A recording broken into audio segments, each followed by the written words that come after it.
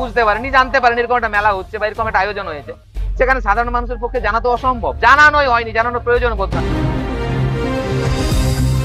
হ্যাঁ, এটা স্বাভাবিক যে মানুষের মন থেকে এখন খেলা মেলায় ততটা আর আগ্রহ নেই। বড়সড় অভিযোগ উঠল বলরামপুরে। পুরুলিয়ার বলরামপুরে বীর শহীদ বিরসা মুন্ডার ১৫০তম জন্মজয়ন্তীর জয় জোহার উৎসব ঘিরে বিস্ফোরক অভিযোগ। লক্ষ লক্ষ টাকা খরচ করে আয়োজিত সরকারি অনুষ্ঠানে দেখা গেল শূন্য দর্শক আসন, অনুপস্থিতি আদিবাসী সংস্কৃতি, নেই ঐতিহ্যবাহী নাচ গান। পশ্চিমবঙ্গ আদিবাসী ভূমিজ মুন্ডা কল্যাণ সমিতির সাধারণ সম্পাদকেরও অভিযোগ, আদিবাসী সংগঠনগুলোকে আমন্ত্রণই করা হয়নি, বরং টাকা নয় ছয়ে মেতে উঠেছে স্থানীয় প্রশাসন ও রাজনৈতিক নেতারা। সত্যি কথা বলতে আপনি বললেন যে জয় জোহার মেলা নাকি একটা হচ্ছে। আমি নিজে লক্ষ্মীনারায়ণ সিং সর্দার, পশ্চিমবঙ্গ ভূমিজ উন্নয়ন পর্ষদ, যা পশ্চিমবঙ্গ সরকারেরই একটি দপ্তর, ডিপার্টমেন্ট, সেই ভূমিজ ডেভেলপমেন্ট বোর্ডের এক্সিকিউটিভ বডির মেম্বার, বলরামপুরের বাসিন্দা।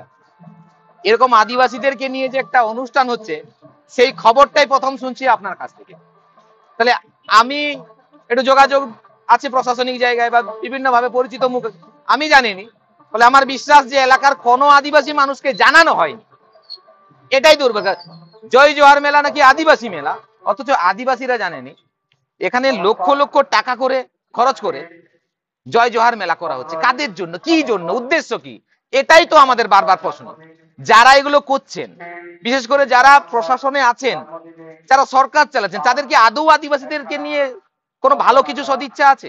আদিবাসীদের উন্নয়ন হোক, এই সদিচ্ছা কি আছে? এটাই বড় প্রশ্ন। আজকের এই প্রশ্নটাকে আরো বেশি করে তুলে দিল এখানের ব্লক প্রশাসনের ভূমিকা নিয়ে। কোনো আদিবাসী সংগঠনকে জানানো হয়নি, বিভিন্ন বোর্ড যেগুলো আছে, সরকারি বোর্ড, তাদের সদস্যদেরকে জানানো হয়নি। আমার কাছে এমনও খবর আছে যারা আদিবাসী জনপ্রতিনিধি, তারা পর্যন্ত প্রপার সময়ে খবর পায়নি যে এরকম একটা মেলা হতে যাচ্ছে।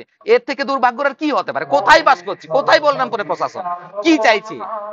এই বলরামপুর প্রশাসনের সত্যিকারের যা ভূমিকা, আজকে সত্যিকারের লজ্জার। এটা ষড়যন্ত্র শুধু নয়, এটা গভীর দুর্নীতি এখানে লুকিয়ে। আমার নাম লক্ষ্মীনারায়ণ সিং সর্দার, পশ্চিমবঙ্গ আদিবাসী ভূমিজ মুন্ডা কল্যাণ সমিতির রাজ্য সম্পাদক। ঘটনাকে আরো জটিল করেছে পঞ্চায়েত সমিতির সদস্যের স্বীকারোক্তি, সরকারি অনুষ্ঠানে আদিবাসীদের আগ্রহ কমে গেছে। আমাদের বলরামপুর এরিয়ার বিশেষে যেহেতু আদিবাসীদেরকে গুরুত্ব একটু কমে গেছে, সরকারি প্রোগ্রাম বলুন কিংবা এমনি বেসরকারি যে সমস্ত অনুষ্ঠান অনেকেই হয়, কিন্তু বিশেষ করে আদিবাসীদের যে একটা জাগ্রত মনোভাব সব আস্তে আস্তে বিলীন হয়ে যাচ্ছে, এখান থেকে একদম পরিষ্কার। বলরামপুরের জয় জোহার উৎসব এখন প্রশ্ন তুলছে, লক্ষ লক্ষ টাকা গেল কোথায়, কার পকেটে? উধাও সরকারি অর্থ।